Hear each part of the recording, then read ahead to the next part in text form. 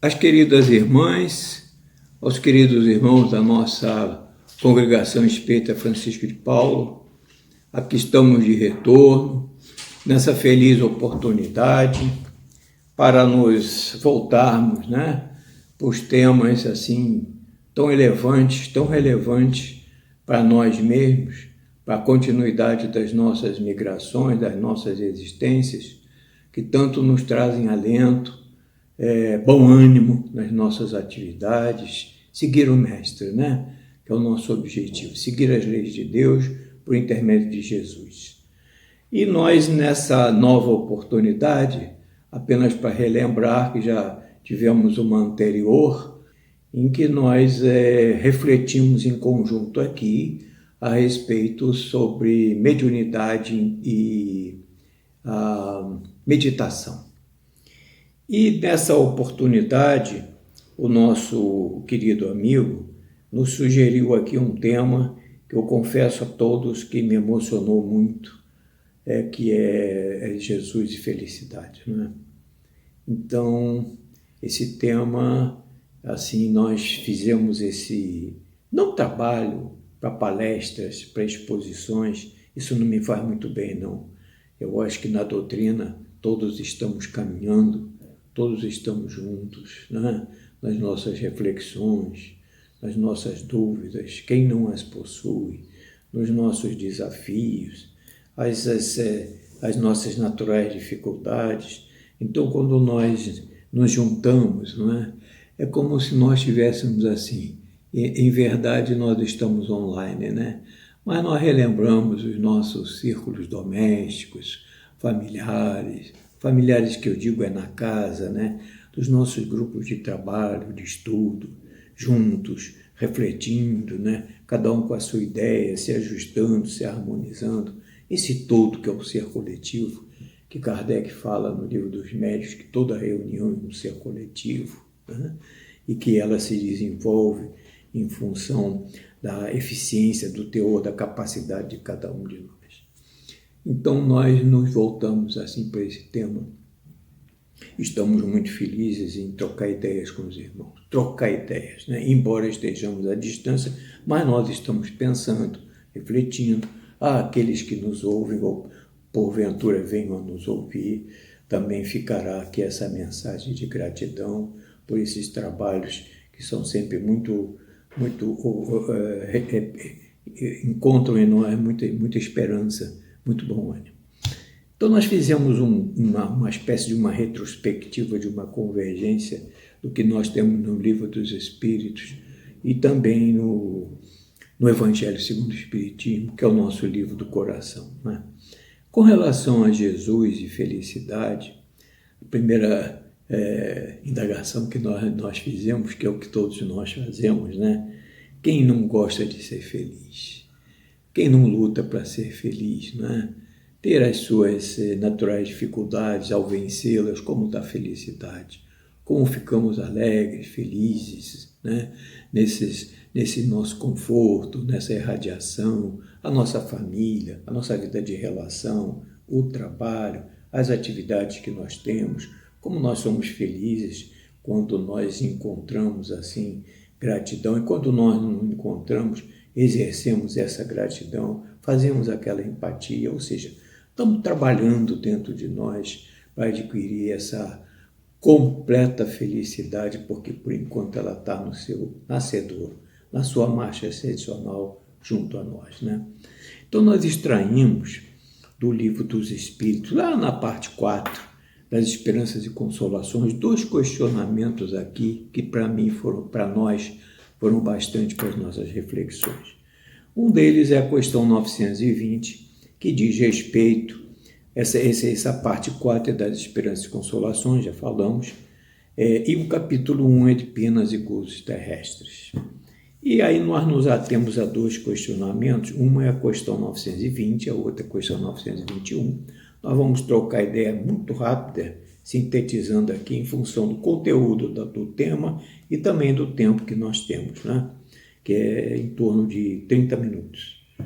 Então Kardec, com aquela lucidez, indaga dos espíritos da terceira revelação que o homem pode gozar de completa felicidade na Terra, completa felicidade, né? O todo.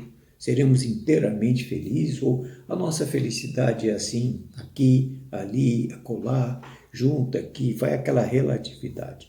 Mas a pergunta é incisiva de Kardec, completa felicidade.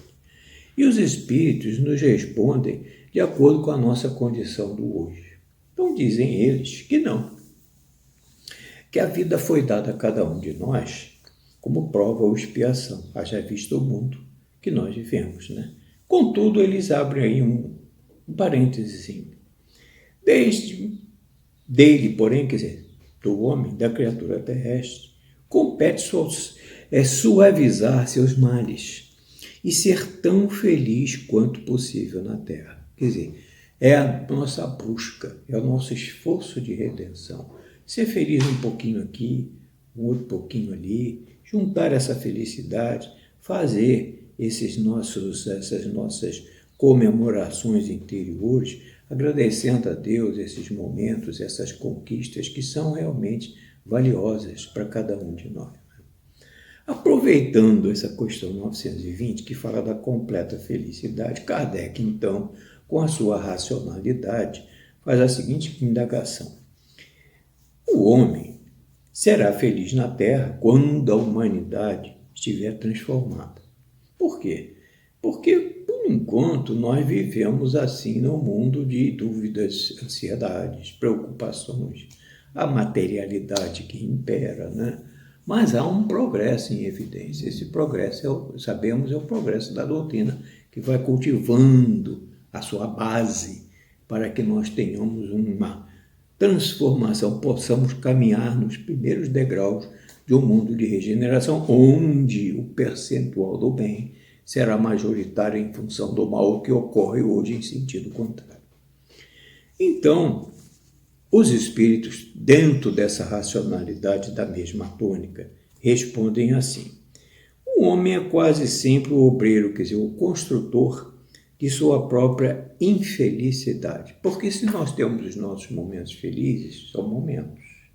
Oxalá esses momentos fossem contínuos, mas eles são, assim, interrompidos. Temos um momento feliz.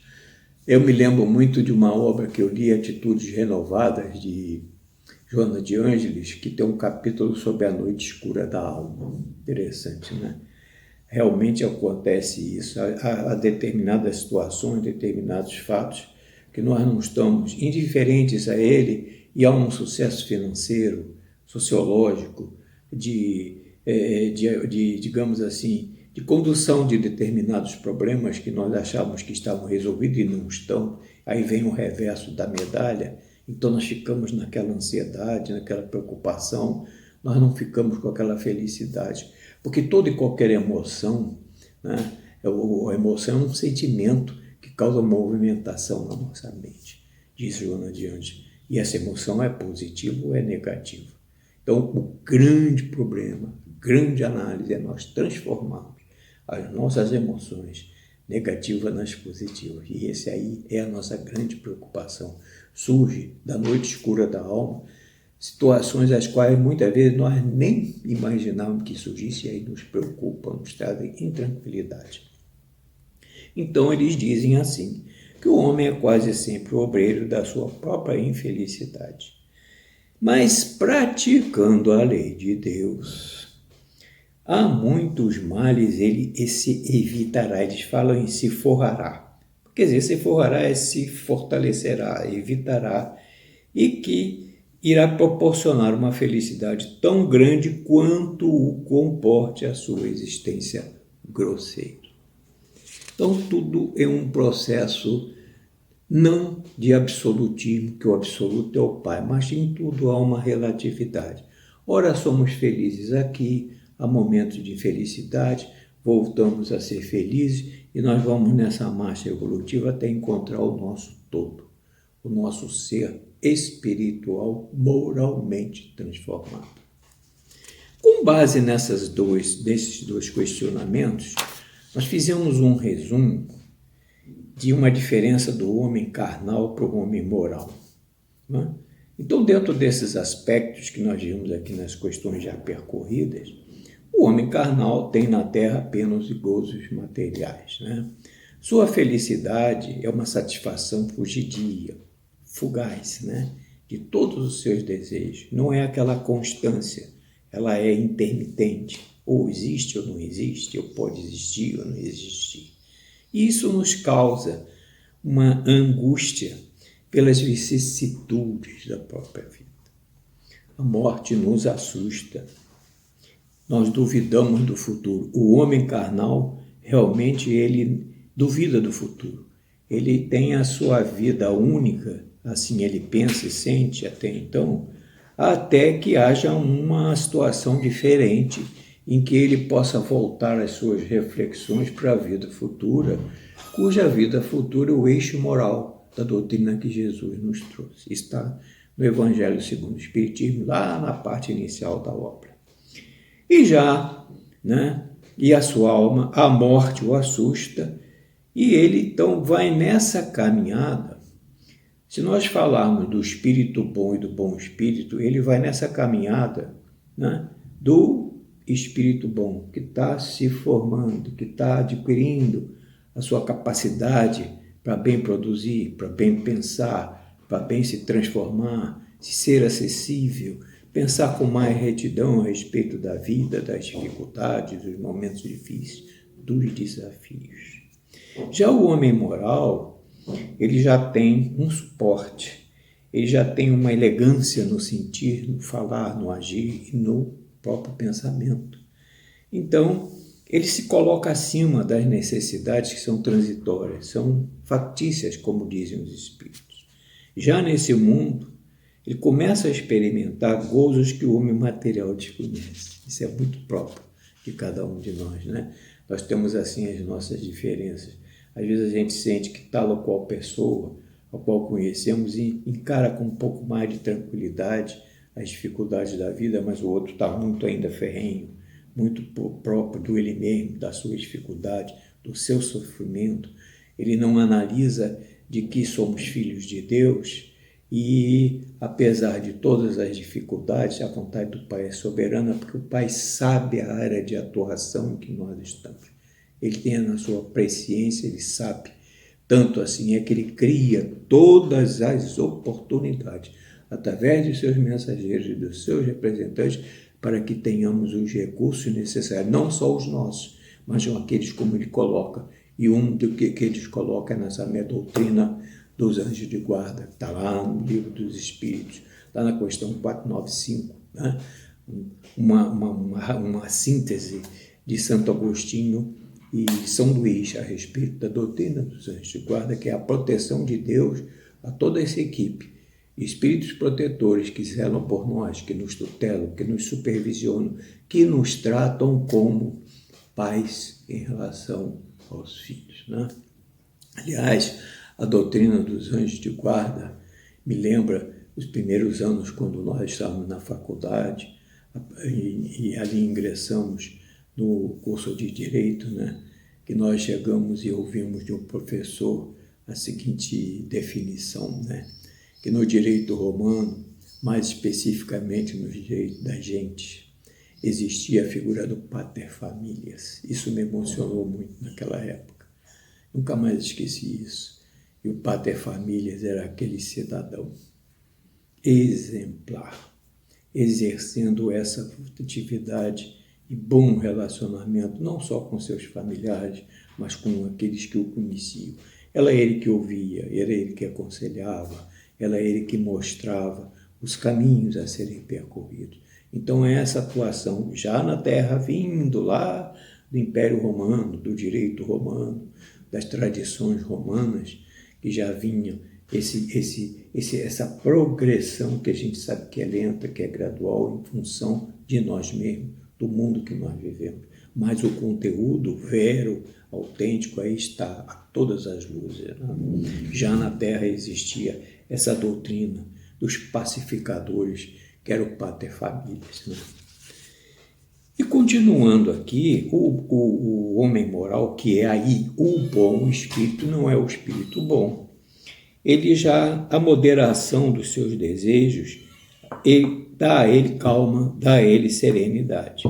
E ditoso pelo bem que se faz indene, quer dizer, se coloca numa situação de defesa a decepções e contrariedades que deslizam sem nenhuma expressão dolorosa dentro dele mesmo. Muito bem. Ultrapassado esse aspecto, com base nas questões 920 e 21, que a gente estabeleceu a nossa diferença entre o homem carnal e o homem moral, nós recorremos ao Livro dos Espíritos e trouxemos com base nos questionamentos anteriormente vistos, 920 e 921, lá no capítulo 5, Bem-aventurados os aflitos, o item 10, algumas colocações que nós estranhamos. Uma delas é de que os espíritos não podem aspirar à completa felicidade, quer dizer, essa completa felicidade está vinculada à questão 920, quando Kardec fala da completa felicidade. Então, nós não podemos aspirar a ela enquanto nós não nos tenhamos tornado puros. Olha aqui, quer dizer, esse tornado puros é a nossa plenitude, como diz Joana de Andes, não absoluta, mas relativa, que a plenitude absoluta é o Pai. Então, qualquer mácula nos interdita a entrada nos mundos ditosos. Por isso nós estamos num mundo de provas e expiações. Né? Mediante as diversas migrações nossas, é que os espíritos vão se expungindo, exteriorizando de nós, dentro de nós, pouco a pouco, as suas imperfeições. É a misericórdia divina aí atuando. Nós não podemos, assim, de uma hora para outra, extirpar de dentro de nós as nossas inferioridades. Isso tem que ser condicionado ao fator tempo, momento, reflexão, as nossas orações, nosso esforço de redenção, tudo na vida nos leva a isso. Né? Às vezes até indiretamente, sem que nós o sintamos, nós somos levados a tomar tal ou qual medida por causa de outras tantas situações que vivemos. Nós não nos sentimos bem, então tomamos uma posição diferente. Isso já é um indício de renovação interior. E mais umas colocaçõezinhas muito próprias de alcançar a nossa felicidade, e que as provações da vida, os fazeres, nos fazem assim, nos adiantarmos, nos evoluirmos quando bem suportados. Como expiações, elas apagam as faltas e purificam os nossos espíritos. Quanto mais grave é o mal, tanto mais enérgico deve ser o remédio. Isso é uma lógica racional. Como também, quanto maior as nossas enfermidades, maior então é o efeito medicamentoso, os efeitos de tratamento, os efeitos operacionais, toda a estrutura médica que se forma. Né? Então depende de nós, pela resignação, tornar proveitoso o nosso sofrimento, buscar a felicidade, não a infelicidade, e não estragar o futuro com as nossas impaciências, visto que em sentido contrário nós teremos o quê? Que recomeçar.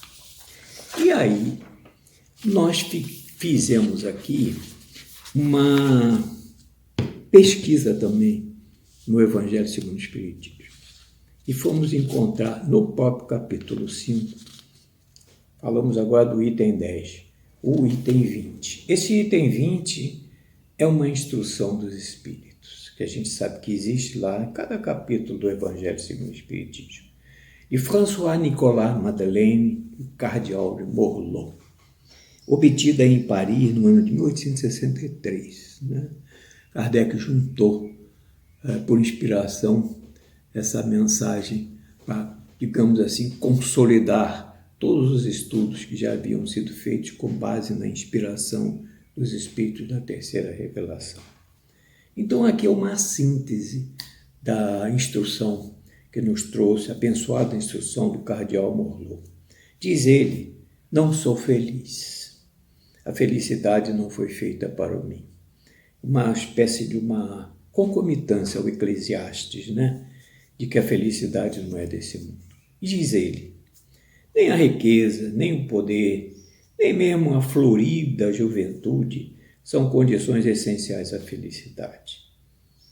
Digo mais, diz ele, nem mesmo reunida essas três condições, ou seja, a riqueza, o poder e a florida juventude, nem mais, nem mesmo essas são condições essenciais à felicidade. Digo mais, mesmo reunidas essas três condições tão desejadas por cada um de nós, podem as mesmas influir na felicidade tão almejada. Por quê? Só seremos efetivamente felizes na completa felicidade quando? Quando nós nos tornarmos espíritos puros. É intermina a nossa progressão. Nesse mundo, por mais que se faça, cada um de nós tem a sua parte de trabalho e de miséria, sua cota de sofrimentos e decepção, onde a conclusão que se chega é que a Terra é um lugar, é um mundo de provas e expiações. Então, é uma felicidade relativa, conforme está na questão 921. E aí, fecha dentro das conclusões, abençoadas conclusões, de que se o homem ajuizado é uma raridade nesse mundo, o homem absolutamente feliz jamais foi encontrado. Na morada terrena são peculiares as provas e expiações. Forçoso é que se admita que há algumas moradas mais favorecidas, onde o espírito possui a plenitude relativa dos gozos inerentes à vida humana. Daí Deus ter semeado esses belos planetas superiores, nos quais os nossos esforços e as nossas tendências nos farão gravitar um dia que, quando purificados e aperfeiçoados. E agora, como nós estamos com 22 minutos já, como passa rápido o tempo, né? Nós queremos fazer aqui um encerramento lembrando de Jesus, que o tema é Jesus e felicidade. Nós nos lembramos daquela célebre questão que Kardec submete no Livro dos Espíritos aos Espíritos da Revelação. É a questão 625. E nós vamos ler aqui, por amor ao texto, qual o tipo mais perfeito que Deus tem oferecido ao homem para servir de guia e modelo. Os Espíritos respondem um nome com apenas 5 letrinhas, 5 letras, abençoadas, Jesus. E aí há uma alentada descrição sobre Jesus, que nós sintetizamos, que o nosso mestre constitui o tipo de perfeição moral a que a humanidade pode aspirar na Terra. É por isso que seguir a lei de Deus, nós temos um paradigma, um divino paradigma de Jesus. Seguir a doutrina de Jesus, que é a doutrina da lei do amor, lei soberana no universo do Pai.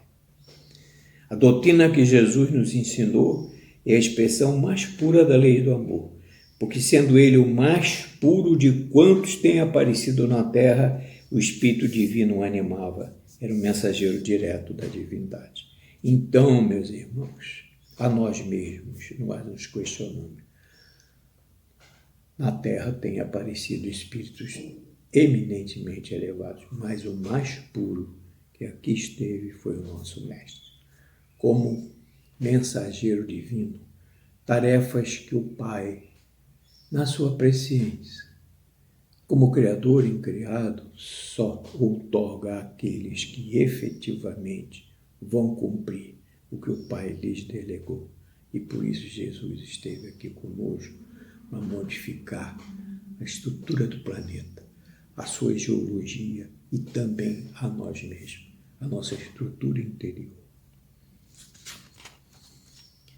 A lei de Deus se resume numa única só, conforme nós já sabemos. Amar a Deus sobre todas as coisas, de todo o coração, de todo o espírito, de toda a alma e ao próximo como a nós mesmos. Aí estão toda a lei e os profetas, parte inicial do Evangelho segundo o Espiritismo. precisamos cultivar o alto amor, porque sem o alto amor eu não posso amar o meu próximo. Eu tenho que amar, saber amar, cultivar esse amor. Interessante que nós vemos na doutrina autoconhecimento, autoiluminação, autorrenovação, né? Esse auto-amor, autocompaixão, esse prefixo auto, antes da palavra, designa o quê? Esse esforço próprio de cada um de nós em nos tornarmos seguidores de Jesus. Por que seguidores de Jesus? Porque Jesus é a porta. Está lá no Evangelho de João. Eu sou a porta. Ninguém vai ao Pai senão por meu intermédio. Então, tudo que fizermos na terra, todas os nossos gestos, as nossas palavras, os nossos sentimentos, os nossos procedimentos, né? A maneira como nós nos portamos no lar, fora do lar, na vida social, na vida de relação, estejamos nós onde quer que venhamos a estar. Ali nós temos que ser seres pensantes, ser bons, buscar a empatia. Vezes sem conta adentramos em determinado local, boa ocasião, vivemos uma experiência muito simples, mas que nos dignificou muito. Entramos num supermercado para fazer determinadas compras e nós, quando atravessamos um determinado setor, vimos uma confusão entre os funcionários do mercado e outros tantos que ali estavam adquirindo as suas mercadorias, discussões banais, um briga daqui, outro briga dali, um xinga daqui, outro xinga dali. Nós atravessamos aquilo em prece, pedindo aos nossos protetores, aos nossos guias, aos guias de todos que ali estavam, que harmonizasse, que houvesse um momento de paz, que cada um tomasse o seu rumo e que ficássemos dentro de nós mesmos, no nosso silêncio emotivo, voltados para o nosso Pai, para Jesus, para os protetores, amigos espirituais. E louvado seja Deus, tudo se pacificou, tudo se harmonizou, não tivemos nenhuma interferência, apenas e tão somente lembramos das lições e um misto de felicidade nos trouxe ali, ainda aquele resto de felicidade, aquela conquista de um grãozinho infinitesimal de areia nos domicílios celestiais que são os nossos. E nós nos emocionamos muito e dentro do nosso silêncio agradecemos a Deus a oportunidade de ali estar e nos educar, autoeducarmos. Graças a Deus por esses momentos. E como nós estamos nos aproximando do Natal, nós queríamos encerrar esse nosso tão breve contato, convívio, que nos dignifica, que nos aproxima muito, lendo alguns trechos, alguns parágrafos de uma mensagem de Emmanuel, extraída aqui de Fonte Viva. É a última mensagem, é sobre o Natal. Vamos ler apenas alguns trechos, que já estamos com 28 minutos. Glória a Deus nas alturas, paz na terra, boa vontade para com os homens. Diz Emmanuel na sua sabedoria, discípulo de Jesus que é, que as legiões angélicas, junto à manjedoura, anunciando o grande renovador, não apresentaram qualquer palavra de violência. Glória a Deus no universo, paz na terra, boa vontade para com os homens. O Pai Supremo, ligando a nova era de segurança e tranquilidade ao mundo, não declarava o embaixador celeste investido de poderes para ferir ou destruir. Nem castigo ao rico avarento, nem punição ao pobre desesperado, nem desprezo aos fracos, nem condenação aos pecadores, nem hostilidade para com o fariseu orgulhoso, nem anátema, outro gentil inconsciente. Derramava-se o tesouro divino pelas mãos de Jesus para o serviço da boa vontade. a justiça do olho por olho e do dente por dente, e encontrar, enfim, o amor disposto à sublime renúncia até a cruz. Jesus trazia consigo a mensagem da verdadeira fraternidade e, revelando-a, transitou vitorioso, do berço de palha ao madeiro sanguinolento. Irmão, que ouves no Natal os ecos suaves do cântico milagroso dos anjos, recorda que o Mestre veio até nós para que nos amemos uns aos outros. Natal, boa nova, boa vontade. E, finalmente, estendamos a simpatia para com todos e comecemos a viver realmente com Jesus sob os esplendores de um novo dia. E nós, que acabamos de refletir sobre esse tema, nós, dentro da nossa pequenez, dentro do nosso estado de nanismo espiritual, ousamos complementar aqui a mensagem divina de Emmanuel.